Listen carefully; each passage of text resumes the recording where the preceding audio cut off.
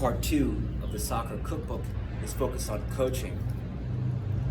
I've noticed that from the thousands of questions I've read and responded to, that coaches need a simple way to organize their training sessions to get the most out of their players and have great games, right? So this is a simple format that any coach, young or old, can start to implement over and over and over and really raise the competition. The more competitive practice becomes and how fun it becomes, you're going to see, right, the higher the competition in practice, then you're going to start to dominate games. So you don't need to be an advanced coach. You don't need to have a soccer background. You can implement this very effectively with limited tools. So this is the framework. The framework is warm up, right? Warm up the team. Then it's possession.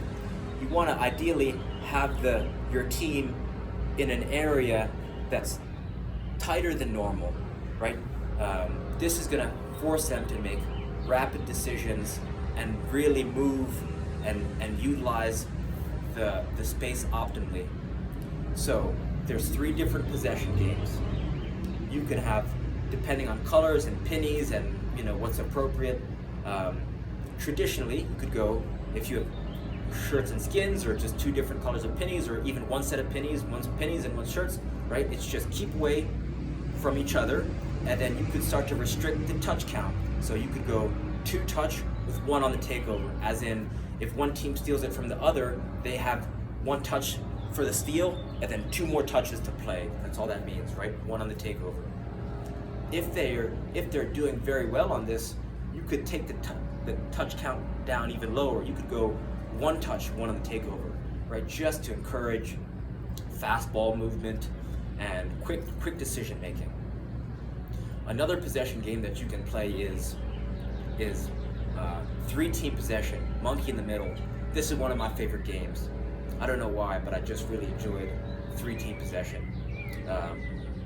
If you've got good numbers, let's say you've got 18 field players, or anything divisible by 3, right? So 21, 18, 12, right? One team has to hold, or 2 teams got to keep the ball away from the team that's in the middle. That's all that is, right? So that's another very fun possession game. And the 3rd possession game that you could play, if you have cones for it, is possession through gates. So you have to set up, ideally you have thin discs, and you take the discs, you make gates on the field, you put 4 or 5 gates that players have to play to score a point, right? So you say, first team to 5, or first team to whatever. And what this does, this game is super effective because it forces teams, the team that's in possession, what they'll do is they're going to go to a gate and they're going to try to get a lot of points going back and forth through the gate.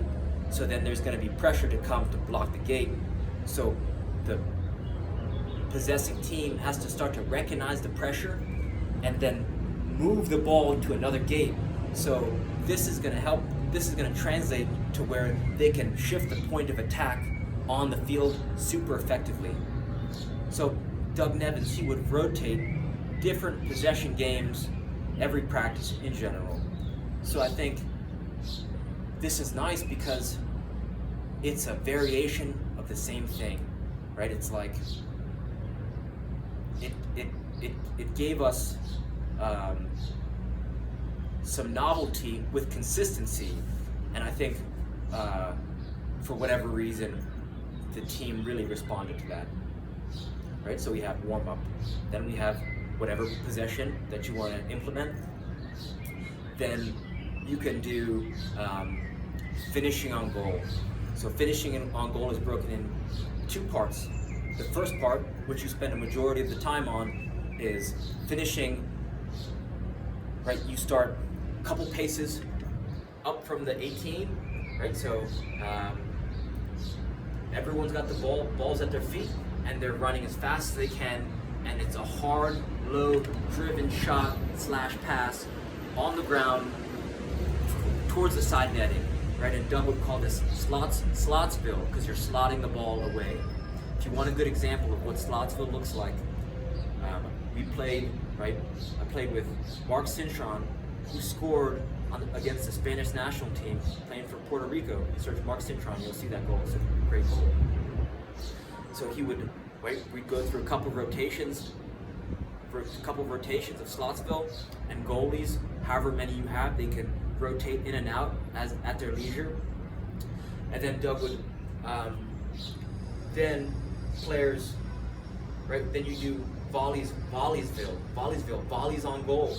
So you have players pick up the balls, and he would have the players, right? He would have them. Doug would be facing the goal, and the players would line up to the side, and they'd get in line, and then they would face him and, right, hand him the ball, and then he would throw the ball over their head, so players would have to spin around, one time volley, on frame, nice and easy, right? So it goes warm up, possession, Slotsville, then Volleysville. The next part is finishing on goal. Crossing and finishing, right? Crossing and finishing. 4 lines total. 2 crossing lines, 2 attacking lines. All the lines are rotating. The serving lines are alternating every service, right? No whistle, no defenders. You may need to pause because the balls may run out if they're being finished on goal, or if you don't have a backstop, right? So just keep that in mind after every couple, right? However many, you just gotta reset the balls and then just get it going. But he never used the whistle, and there was never defenders. Oh, one more thing, the inside lines, they would crisscross, right? So crisscross and then finishing on goal. And again, goalkeepers alternating if you have more than one. Finally, you want to finish on playing to big goals, ideally if you have them, right? And you want to bring the goals in very close. And the reason why you want to bring them in close is because this forces rapid transition from defense to offense and back to defense, right? So it's if someone beats a player or loses an attacker, there's an immediate scoring opportunity.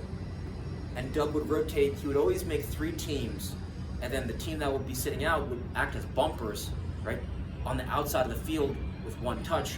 And what this did is keep the players who are sitting out engaged. Because sometimes if you have 2 teams, only 2 teams playing, there's no reward loss if they score a goal. But when you have 3 teams and you have the team on the outside playing as bumpers with 1 touch, they're tuned in, right? They're focused because they want to get back on the field, right? They don't want to be sitting out. And both teams want to win. You don't want to be, right? You want to be king of the hill. So this style of close goals and the third team on the outside as bumpers cultivated great competition, right? I just have memories of ending practice buzzing, and he would he would usually cut it a little bit short, because then now all the players are remembering the great energy they're finishing on. If you don't have big goals, right? If you don't have big goals, then you can use, let's say you have 1 goal, right? Let's say you're sharing a field with another team and you only have access to 1 goal. You can use cones split up, right? So one side has the big goal, and then the other side has 2 goals split up, so that if 1 goal's covered, then the team can switch the point of attack. But just make sure that the field is narrow and tight to really force rapid transition from attacking to defending and lots of goals being scored, and it'll make it a lot of fun. The last thing you want to finish on is just a simple cool down. I love Ben Patrick's ROKP cool down, which is just reversing. It's called reversing out of knee pain, but it's just walking backwards, and this is going to help restore the body and disperse disperse pooling blood or things like that. So one length of the field, walking backwards and then walking backwards. So 200 yards, walking backwards, and then maybe some light stretching, right? So we would do this. We would do this format of practice every practice with the subtle nuances of the variation of different possession game every time.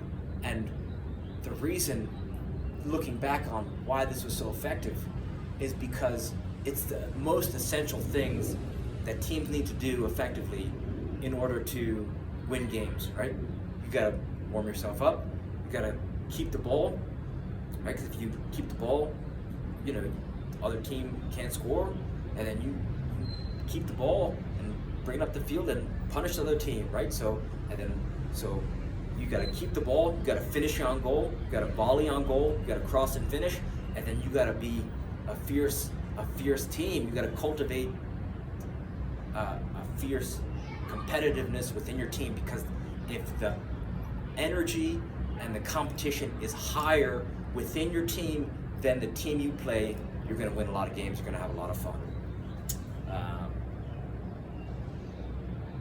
One more thing I'll mention, and it's so simple but so effective.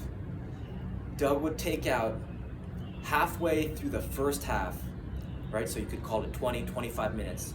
He would take off sometimes the strikers and the wingers, right? So 4 players, but if you've got a large squad, you could take out more if you want. The subs that would come in, they would stay on for the start of the second half.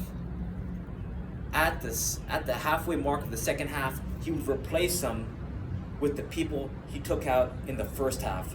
So that means you have basically 2 shifts, and there's a continuity and a rhythm of the substitutions. You see some coaches, they don't substitute effectively, and it's like the one thing that they can really control that can make or break a game. Some coaches don't have a player warm up, and then they won't put them in, and this will cause the player to question, right? It's like the coach that cried wolf. It's like, why did you tell me to warm up if you're not going to put me in? Or I've seen coaches who they'll make a substitution, and literally the next stoppage of time later, they'll replace the same substitute immediately. Just right, ineffective subbing.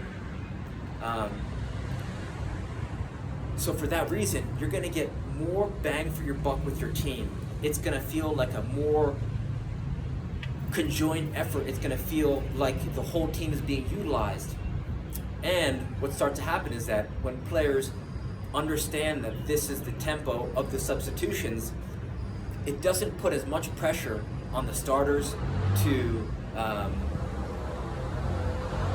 right, since they know they're going to come in the second half, they're not questioning in their mind. They're like, oh, am I going to come on again? You have your bench players who know that there's going to be at least 4 people going on to play, so now they can start to vie for spots and raise their game to eventually maybe be one of those people who starts to be chosen. So for multiple reasons, this strategy of pulling off some attackers, replacing them, leaving the replacements on for the start of the second half, and then putting on the original starters is a highly effective strategy that I cannot recommend enough.